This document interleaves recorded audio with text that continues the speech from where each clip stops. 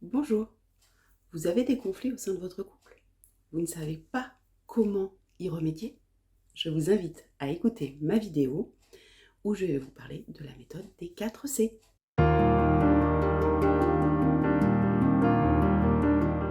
Bonjour, je suis Stéphanie Selleron, thérapeute, coach émotionnel et créatrice de la méthode Live Free. Donc aujourd'hui, je vais vous parler de couple, de conflits dans le couple. Alors je sais de quoi je parle, je suis mariée je suis en couple depuis plus de 30 ans. Oui, tout de suite je vous entends, mais comment c'est possible? Elle est belle, elle est jeune, 30 ans déjà. Oui, je suis avec mon chéri, mon premier amour depuis l'âge de 14 ans et demi.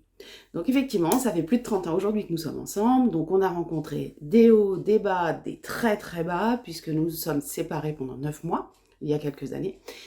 Et aujourd'hui, je vais vous donner notre méthode, la méthode que nous utilisons au quotidien pour avoir un couple qui dure, un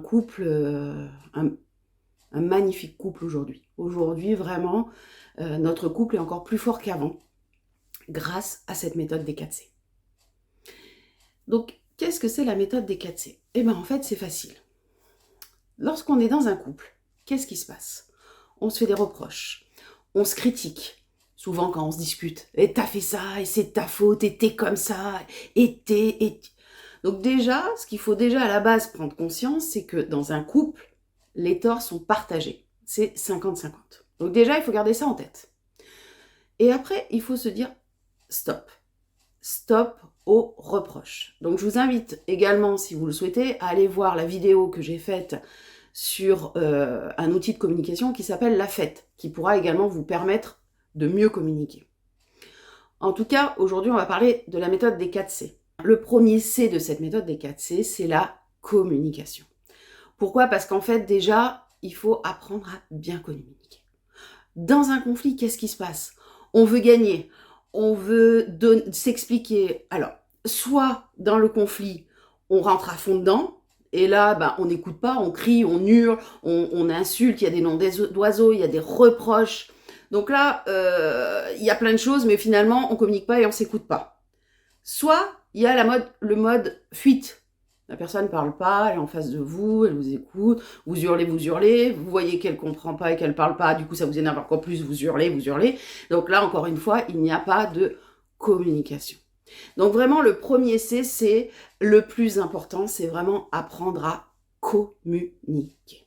Donc on arrête de reprocher, on arrête d'utiliser le tu accusateur et on parle en je.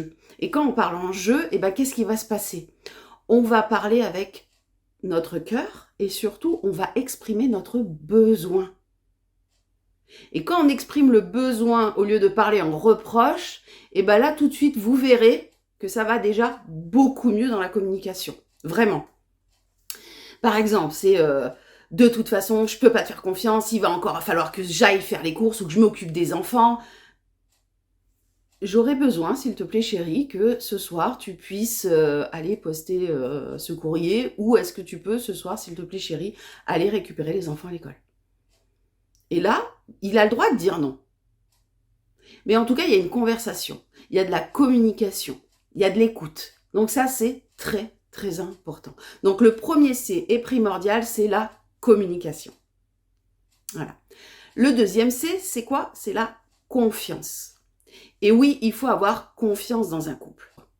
Parce qu'une bonne communication permet d'avoir confiance. Confiance en soi, confiance en notre couple. Donc la confiance, c'est hyper important.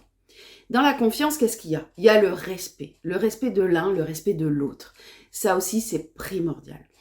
Du coup, une personne qui va venir spontanément dans le couple, dire tu sais chérie, aujourd'hui je suis fatiguée, aujourd'hui je suis ci, aujourd'hui, exprimer ses émotions, ses sentiments, va permettre de créer la confiance. Bon, effectivement, tout ça permet aussi d'avoir de la valorisation. Ça valorise que l'autre vienne se confier à nous, en fait. Donc, il faut faire attention. On est bien d'accord qu'on évite les mensonges. Parce que qui dit mensonge dit forcément plus de confiance. Il faut être sincère, vraiment sincère l'un envers l'autre. Qui dit sincère dit qu'à un moment donné, on dit réellement ce qu'on ressent. C'est-à-dire que si notre partenaire nous pose la question « Est-ce que tu peux faire ça? Est-ce qu'on peut faire ci ?» et que vous n'avez pas envie, vous avez le droit de dire non. Dire non, c'est aussi un signe de confiance, puisqu'on dit réellement ce qu'on ressent. Donc c'est très important. La communication, la confiance en soi, ce sont deux piliers très essentiels pour éviter les conflits. Le troisième C, c'est quoi? C'est la complicité. Eh bien oui, qu'est-ce qui se passe? Il se passe que quand on a une super communication, on a confiance en l'autre, eh bien on a de la complicité. Donc on a envie de partager du temps avec l'autre, de un seul regard, on se comprend. Il y a des choses comme ça qui se passent. Moi je sais qu'avec mon mari aujourd'hui, je le regarde, il comprend ce que je ressens, même si on est bien d'accord en garde en tête qu'il n'est pas dans ma tête et que je ne suis pas dans la sienne. Mais la complicité, c'est autre chose. Moi, j'ai beaucoup de gens qui me disent « Oui, mais bon, ça fait 30 ans qu'on est ensemble, il devrait savoir ce que je veux, ce que... » Non, c'est pas parce que ça fait 30 ans que vous êtes ensemble qu'il doit savoir ce que vous voulez. La complicité, c'est pas « il est dans ma tête ». La complicité, c'est vraiment des moments de partage que vous vivez ensemble. Ce lien indéfectible qu'il y a entre vous. Mais par contre, il faut quand même continuer à dire ce que vous avez dans votre tête et vice-versa. Et ça, c'est la communication. Donc, la complicité naît, en tout cas, de une bonne communication et de la confiance en nous. La complicité, c'est vraiment le ciment du couple. Et bien sûr, le quatrième C, qu'est-ce que c'est? Les câlins. Alors attention, quand je dis câlin, je ne dis pas sexualité. La sexualité, c'est une finalité en fait pour moi.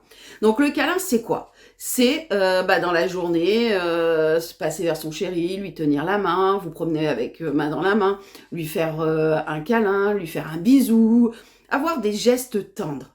C'est ça les câlins, c'est les gestes tendres.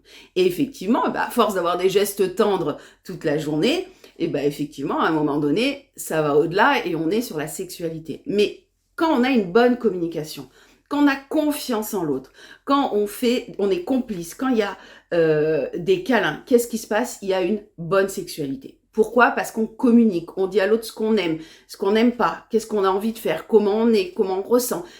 Et du coup, la sexualité est vraiment épanouie. Donc c'est vraiment une finalité de tout ce que je viens de vous dire, la sexualité.